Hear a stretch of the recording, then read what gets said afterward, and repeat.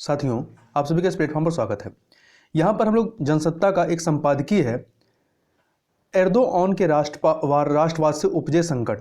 Erdogan तुर्की के राष्ट्रपति हैं और यह जो संपादकीय है यह ब्रह्मदीप अलूने जी के द्वारा लिखा गया है।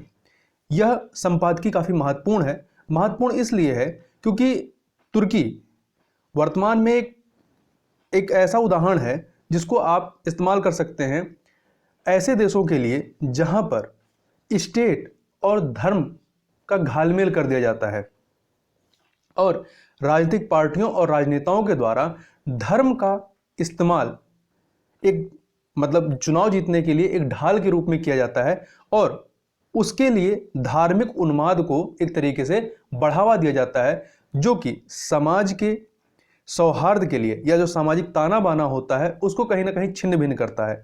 हो सकता है कि उसके आपको तत्कालिक दुष्परिणाम ना नजर आए, परंतु दीर्घकाल में उसके काफी अधिक दुष्परिणाम होते हैं और कई सारे दुष्परिणाम आपको तत्कालिक भी नजर आते हैं।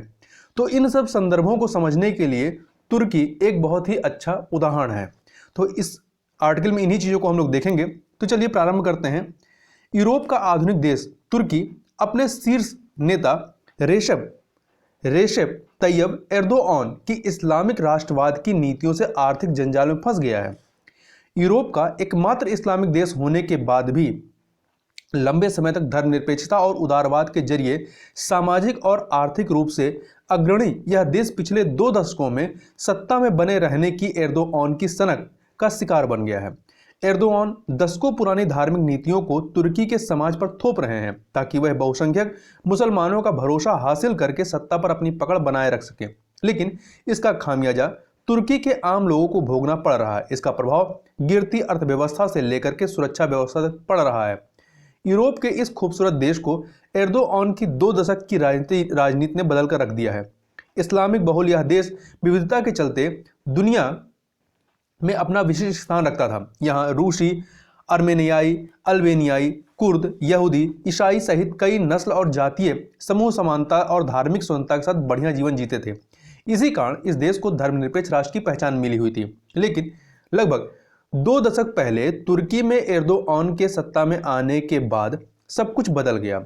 एर्दोआन ने देश की सत्ता में बने रहने के लिए इस्लाम को राष्ट्रवाद से जोड़कर इसे लोक लुभावन बनाने की कोशिश शुरू की और यहीं से इस देश में वैचारिक कट्टरता को बढ़ावा मिलने लगा। सत्ता में आने के बाद एर्दोआन ने इस्लाम को सर्वोपरि मानने और दिखाने की राजनीतिक और सामाजिक कोशिशें शुरू कर दी थी। यह कवायद इस विविधता वाले देश में अभूतपूर्व थी और साथ ही समाज को असहज करने वाली थी। 15वीं सदी के इस्लामिक ऑटोमन साम्राज्य को आधार बनाकर एर्दोआन देश में विभाजनकारी भावनाएं उभार रहे हैं। उनकी इन कुटिल कोशिशों के कारण तुर्की की बहुलतावादी पहचान को बनाए रखना मुश्किल हो गया है।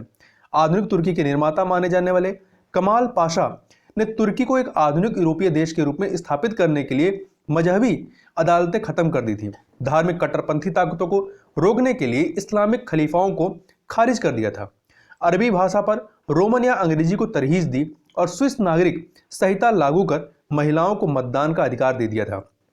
उनके उदार बदलावों से लंबे समय तक संचालित तुर्की ने एक मजबूत राष्ट्र के रूप में जो पहचान बनाई थी, पर अब वही तुर्की गंभीर संकट में है। इसका प्रमुख कारण देश की सियासी राजनीति में एर्दोआन की धार्मिक नीतियां बन गई हैं, जो सत्ता हासिल करने का साधन भी बना दी गई हैं।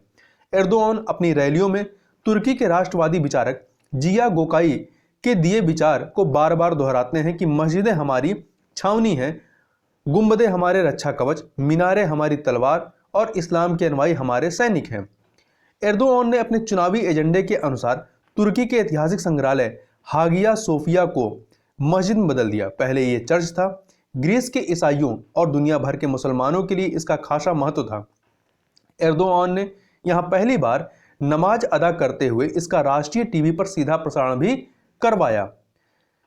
तुर्की के उदार समाज ने उनके इस कृत्य की कड़ी आलोचना की थी। हागिया सोफिया में नमाज पढ़ने या किसी अन्य धार्मिक आयोजन पर अब तक पाबंदी थी। अब एर्दोआन ने इसे तुर्की की धार्मिक अस्मिता से जोड़कर इसे राष्ट्रवाद और असल पहचान बताया है। एर्दोआन के इन कट्टर राष्ट्रवादी कदमों का प्रभाव अब देश की आर्थिक स्थिति पर पड़ रहा है।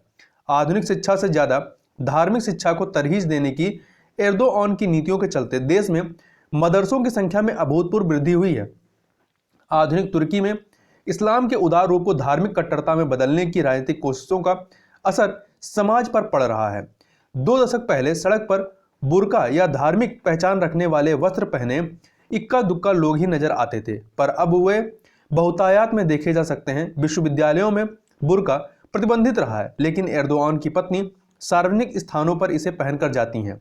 एर्दोआन की इन नीतियों से तुर्की आने वाले पर्यटकों की संख्या में खासी कमी आई है।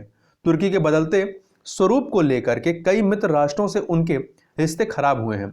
वैश्विक संस्थाओं में भी तुर्की की छवि खराब हुई है। पर्यटन से अरबों डॉलर कमाने वाले इस देश का पर्यटन उद्योग खस्ता हाल हो चला है। तुर्की में मुद्रा इतनी अस्थिर हो चुकी है कि उसकी कीमत हर रोज बदल रही है।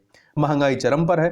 तुर्की की अपनी राष्ट्रीय मुद्रा लीरा में डॉलर के मुकाबले गिरावट अपने निम्नतम स्तर पर है। इस व्यापक गिरावट का एक सबसे प्रमुख कारण तुर्की के आर्थिक विकास को बढ़ावा देने के लिए कम ब्याज दर रखने की एर्दोआन की अपरंपरागत आर्थिक नीतियां हैं। इन आर्थिक नीतियों का परिणाम है कि पेट्रोल पंपों और स्थानीय सरकारी कार्यालयों के बाहर सस्ते दामों में रोटी लेने के लिए कतारें लगती हैं। बेरोजगारी चरम पर है।